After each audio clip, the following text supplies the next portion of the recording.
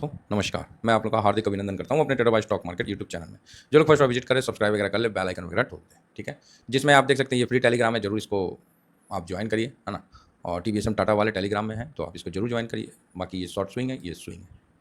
कल लास्ट के 10 मिनट में स्विंग में मैंने अच्छा खासा आपको जहाँ SIP करना है, जहाँ क्या करना है, सब बताया था। अब आइए निफ्टी का फैक्ट शीट। हमने 500 का फैक्ट शीट देख लिया, उसमें क्या बढ़ा है नहीं बढ़ा है वो देख लिया। अब आते हैं निफ्टी का फैक्ट शीट। तो निफ्टी का फैक्ट शीट का एनालिसिस करते हैं। सर्वप्रथम सबसे पहले इसका पीई देखते हैं। ये मई का है तो 22.37 और जून का है 22.97। कोई ज़्यादा नहीं बढ़ा है, थोड़ा सा बढ़ा हुआ है तो बहुत बढ़िया है। अब आप बताइए जब जून में कहाँ थे और मई में कहाँ आ गए, मतलब मई का लास्ट मतलब जून का स्टार्टिंग में कहाँ थे और अभी कहाँ आ गए। मोटा मोटी हम लोग निफ्टी में भी अच्छा खासा तेज़ी थोड़ा बहुत जरूर देखे हैं। नहीं है तो एक बार चेक कर लेते हैं कि निफ्टी में हम लोगों ने कितना तेज़ी देखा है। निफ्टी में हम लोगों ने 1 मंथ में कितना तेज़ी देखा है। तो यहाँ आप देखने को मिलेगा तो 1 मंथ में हम लोग निफ्टी में 3.71% का तेज़ी देखने को मिला है। ये देखिए 3 जून से और यहाँ तक 3.71 तो बढ़िया है। इतना मतलब 3.25% बढ़ भी गए और पीई वहीं का वहीं है तो बढ़िया है। अब आइए यहाँ थोड़ा सा हम लोग देखते हैं। तो एक मैंने जो अभी देखा है कि निफ्टी अपने पुराने को ही लेके चल रहा है, ऐसा नहीं कि बहुत कुछ चेंज कर दिया, ऐसा कुछ भी देखने को नहीं मिल रहा है। ठीक है सर। अब आइए आगे बढ़ते हैं। फिलहाल थोड़ा सा स्टॉक का है तो एक बार स्टॉक का नज़र मार लेते हैं क्योंकि टॉप स्टॉक सब है ना 10। तो HDFC में पोजीशन हल्का सा माइनस किया है। ICICI बैंक में पोजीशन ठीक ठाक, क्या मतलब ठीक है, माइनस किया थोड़ा 0.2 के समथिंग। रिलायंस में पोजीशन बढ़ाया है, ठीक है। जो ICICI में कम किया है उसको रिलायंस में बढ़ा दिया, अर्थात आपको OLI ETF में बिल्कुल पोजीशन अपना ठीक ठाक होना चाहिए। हालांकि रिलायंस तो सबसे बड़ा है, ठीक है, तो कई मल्टी सेक्टर में काम करता है तो मार्केट को गिरने नहीं देने का ये बहुत अच्छा एक उपाय है कि रिलायंस का इन्वेस्टमेंट मतलब सही। अब रिलायंस गिरता है तो फिर सब गिरेगा, इसमें कोई डाउट नहीं है। इन्फोसिस भी देखिए 5 से 5.02 से 4.99 किया, मतलब 0.03 कुछ नहीं, IT एट GT रखा है। भारतीय एयरटेल में अच्छा बढ़ाया है नो डाउट। लार्सन एंड टूर्बो में नहीं बढ़ाया। अब ये लार्सन एंड टूर्बो आपको रियलिटी इंफ्रा ये सब का लार्ज मतलब है। इंफ्रा में तो फिर भी एडजस्ट हो जाएगा लेकिन रियलिटी का तो सबसे बड़ा है। इसीलिए आप देखे होंगे कि एमओ रियलिटी शुरू में खूब उछाल मारा और बाद में शांत हो गया तो थोड़ा कम किया है। ITC FMCG सेक्टर 3.48, यहाँ पर ही आप देखिए 3.35, मतलब यहाँ भी कम किया। FMCG भी इस मतलब उतना दिख नहीं रहा है। TCS में 0.10 कम किया, मतलब IT में थोड़ा लार्ज IT में कम किया है। एक्सिस बैंक में कम किया थोड़ा सा और स्टेट बैंक ऑफ इंडिया में भी थोड़ा सा कम किया है, मतलब PSU में जो है वहाँ भी थोड़ा सा कम किया है। तो ये आपको एक इंडिकेशन दे रहा है जो कि आपके सामने है। तो आप बोलोगे सर तो क्या PSU नहीं भागेगा? देखिए इसमें ये चीज़ नहीं बताता कि PSU नहीं भागेगा, इसमें ये बताता है कि PSU जो है मतलब SBI का थोड़ा सा प्रॉफिट बुकिंग आया है, कम हुआ है, ठीक है बस।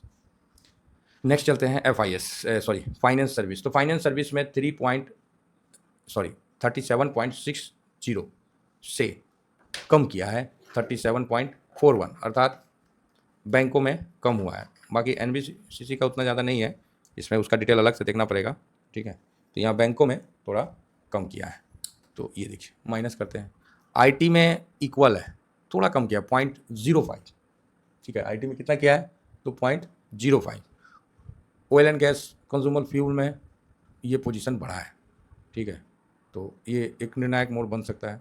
ऑटो में कम किया है, लेकिन देखिएगा 1-2 दिन में उछाल आएगा, है ना, इसका भी ध्यान रखिएगा। ये 100% नहीं होता है, इससे आपको एक आइडिया मिल जाता है कि किस सेक्टर में क्या। अब जब इंडेक्स में ही जब पोजीशन कर रहा है तो फिर तो आप बोलोगे सर तो जो इंडेक्स से स्टॉक बाहर निकल जाता है क्या बर्बाद हो जाता है? नहीं, बर्बाद नहीं होता है, उसमें पैसे का फ्लो कम हो जाता है, ठीक है। और जब वो स्टॉक फिर अच्छा करता है तो फिर इंडेक्स उसको ले लेता है। मतलब इंडेक्स एक क्राइटेरिया है, समझ गए।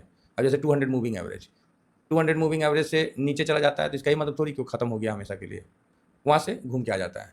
500 मूविंग एवरेज यहाँ से ऊपर जाना चाहिए, इससे नीचे नहीं जाना चाहिए, ठीक है। तो वो बात है, उससे नीचे जाता है तो फिर तो थोड़ा दिक्कत है, नहीं तो 500 से घूम के आ जाना चाहिए, ऐसा मतलब मानना है। अब फास्ट मूविंग आइए फिर से, फास्ट मूविंग कंज्यूमर गुड्स में 6.75 से इसमें भी कम किया। फास्ट मूविंग में भी टेली कम्युनिकेशन में बढ़ाया, मतलब सेफ साइड में जा गया है, सेफ साइड में ज़्यादा दिख रहा है। कंस्ट्रक्शन मतलब हाँ कंजम्पशन ही एक प्रकार का है, ऑयल एंड गैस कंजम्पशन है, टेली कम्युनिकेशन कंजम्पशन है, ठीक है। तो कंजम्पशन में ज़्यादा फोकस दिख रहा है। कंस्ट्रक्शन 3.85 है तो वहाँ भी 3.73 किया है। यहाँ कंस्ट्रक्शन में भी कम किया है। हेल्थ केयर, अरे यार मेडिसिन में भी कम किया है, चलो मेडिसिन में पॉइंट है तो इक्वल रखते हैं। मेटल माइनिंग में भी इक्वल है। कंज्यूमर सर्विस में बढ़ाया, कंज्यूमर सर्विस जो है उसको बढ़ाया, पावर में कम किया है, चलो 0.05 तक एडजस्ट कर लेंगे। कंज्यूमर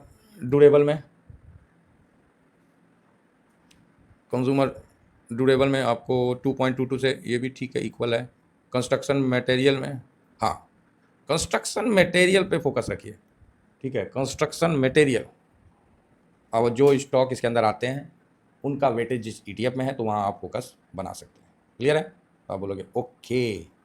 सर्विस इक्वल है और कैपिटल गुड्स में भी पोजीशन बढ़ा है, तो ये चीज़ आप देख सकते हैं। ये अपना जून 2025, ये मई 2025, ये दोनों डाटा है, तो इसको आप समझ सकते हैं। चलिए आगे बढ़ते हैं। तो कई लोग अभी जो नए आए हैं उनको नहीं पता है, तो उनको मैं बता दूं कि ये कैसे इसको देखते हैं, तो और कौन सा सेक्टर में क्या आता है वो सब बता देता हूँ। तो सबसे पहले ये, ठीक है, अब यहाँ पर ही निफ्टी लिखना है, निफ्टी इंडिया लिखना है। क्या लिखना है? निफ्टी इंडाइसेस लिखना है। निफ्टी इंडाइसेस.com मारें तो ये आ गया निफ्टी इंडाइसेस, इसको क्लिक कर दीजिए। आपके सामने एक चमकता धमकता ये पूरा खुल के आ जाएगा, ठीक है। ये देखिए ग्लोबल घूम रहा है ना जी, तो बोलिएगा हाँ घूम रहा है, तो इस तरह का पूरा आ जाएगा। तो आप बोलिएगा ओके, अब क्या करना है सर? तो अब क्या करना है वो मैं बताता हूँ। अब इसमें जो फैक्ट शीट डाउनलोड करना है, तो ये रिपोर्ट है, तो ये रिपोर्ट में क्लिक करना है। जब रिपोर्ट में क्लिक करिएगा तो यहाँ पर ही आपको फैक्ट शीट दिख जाएगा, ठीक है। अब इसको आप क्लिक करिए भाई साहब को, जैसे इसको क्लिक करिएगा तो ये आ गया। अब आपको जैसे डाउनलोड करना है निफ्टी नेक्स्ट 50, तो ये आ गया खुल के। अब हम इसको डाउनलोड में क्लिक कर देते हैं। ये मेरा डाउनलोड पेज हो चुका है और ये ओपन आपके सामने मैं जस्ट करके दिखला देता हूँ कि ये साहब आपके सामने ओपन हो गया कि जून 2030 में क्या हुआ, ये ठीक है। तो ये किसका है? अभी नेक्स्ट 50 आप लोगों के सामने डाउनलोड किया, इसका भी एनालिसिस होगा, लेकिन पहले जो निफ्टी का था तो वो कर दिए। तो उम्मीद करता हूँ कि आप लोगों को समझ में आ गया होगा कि इसको हम कैसे यूज़ करते हैं, ठीक है। तो पहला चीज़ ये समझ में आ गया। अब आई बात कि सर किस सेक्टर में जो आप बता रहे हैं उसमें कौन सा स्टॉक आएगा, ये कैसे देखेंगे? तो उसके लिए ये है इंडाइसेस, इसको क्लिक करिए और इसमें कोई सा भी एक क्लिक करिए, जैसे निफ्टी 50, तो ये क्लिक कर दिया मैंने, ठीक है। तो आप बोलोगे सर नहीं देख पाएँ, अरे भैया नहीं देख पाए तो ये देखिए, ये निफ्टी 50 है, इसको टिप दीजिए क्या कर दीजिए, उसको प्रेस कर दीजिए, तो ये खुल के आ गया निफ्टी 50। अब निफ्टी 50 में यहाँ से भी फैक्ट शीट आप डाउनलोड कर सकते हैं, क्लियर है। अब यहाँ नीचे आइए और यहाँ पर ही आपको कौन सा ETF चाहिए वो आपको दिख जाएगा, मतलब कौन सा ETF में कौन सा सेक्टर है, किस सेक्टर में कौन सा स्टॉक है वो दिख जाएगा। साथ में आपको ये भी दिख जाएगा कि कौन सा मतलब ETF जो है लिस्ट है इंडिया में। अब आप यहाँ क्लिक कर दीजिएगा तो एक तरफ से दिख जाएगा आदित्य बिरला सन, मतलब ये बजाज, HDFC सब निफ्टी में, मतलब आपको ETF निपॉन का तो हम लोग यूज़ करते ही हैं, तो हम लोग सब इस प्रकार से ये सारी म्यूचुअल फंड ETF रखती है, ठीक है। और ग्लोबल इंडेक्स फंड में भी देखिए तो वो भी यहाँ डायरेक्ट निफ्टी 50 में करते हैं। चलिए ये तो मैंने आपको बता दिया।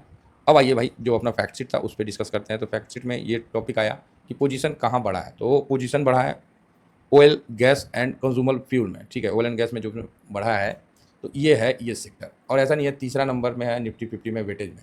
और मैंने बोल रहा था ना कि रिलायंस में खरीदारी हो रहा है, ये देखिए, इसको जब क्लिक करिएगा तो मेन बॉस आपको निकल के कौन आया? रिलायंस आया, दूसरा ONGC और तीसरा कौन है रे भैया? ये तो बहुत ही छोटा है जी, देखिए, अच्छा कोल इंडिया, ठीक है।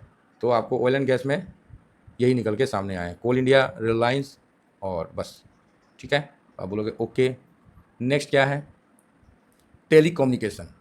तो रिलायंस तो सारे ETF में तकरीबन में होता है, अगर ये चला तो इंडेक्स चलेगा, और फिर ETF में भी ज़बरदस्त तेजी आपको दिख रही है। अब टेलीकम्युनिकेशन को जब क्लिक किए तो इसमें सिर्फ भारतीय एयरटेल आता है, ठीक है। टेलीकम्युनिकेशन में सिर्फ भारतीय एयरटेल आता है तो इस चीज़ को आप समझिए। तो भारतीय एयरटेल तो जिस ETF में आता है आप उस ETF को साथ में लेके चल सकते हैं। क्लियर हो गया? आप बोलोगे ओके। नेक्स्ट क्या है? Consumer service. तो कंज्यूमर सर्विस में क्या किसके माथे आता है तो वो भी देख लेते हैं। तो ये है कंज्यूमर सर्विस, तो इसमें आप देख सकते हैं ट्रेडेंट और इटर्नल दोनों आते हैं। तो ये है कंज्यूमर सर्विस में जो कि आपको निफ्टी 50 में अंकित है ना। नेक्स्ट इसके बाद कंस्ट्रक्शन मटेरियल। क्या है कंस्ट्रक्शन मटेरियल? तो ये दो स्टॉक आते हैं, अल्ट्राटेक सीमेंट और ग्रासिम। तो इसमें आप फोकस रख सकते हैं, छोटे सेक्टर है, मतलब इस बार सीमेंट का तेज़ी आपको देखने को मिलेगा। और देखिएगा टीवी पे भी सीमेंट के बारे में आपको रिकमेंडेशन मिलेगा, ठीक है। तो ये भी एक अच्छी बात है कि टीवी पे कैसे आता है तो वो भी देख लीजिए। कैपिटल गुड्स में क्या आता है? तो इसमें कैपिटल गुड्स में बेल आता है, ठीक है। तो इस पर भी आप नज़र बना सकते हैं। तो यही है मोटा मोटी आपको निफ्टी का। और जो शेयर मार्केट में जो टीवी वाले बताएंगे ना, अब यही सब स्टॉक के बारे में आपको देंगे। उनको कोई अंतर्ध्यान नहीं होता है, वो भी डाटा देख के ही बताते हैं, अदरवाइज़ वो अभी आईटीसी को कोई रिकमेंडेशन नहीं करेगा, ठीक है? ये चीज़ समझ के चलिए। तो चलिए आशा करता हूँ कि व्यू आप लोगों को पसंद आया होगा और इस महीना किसी मिक्स है, कोई भी एक सेक्टर में काफ़ी बुलिश नहीं है, सिर्फ ऑयल एंड गैस पे थोड़ा बुलिश है। तो मतलब ऑयल एंड गैस आपको अच्छा रिटर्न यहाँ ऑयल एंड गैस इसलिए मतलब हम लोग इसको ज़्यादातर मेनली कवर करते हैं ऑयल आई ईटीएफ से। तो ठीक है, तो फिलहाल तो अभी देखिए अच्छा मतलब चल रहा है। अभी देखिए यहाँ से तेज़ी बनना चाहिए क्योंकि रिलायंस में तेज़ी था, है ना?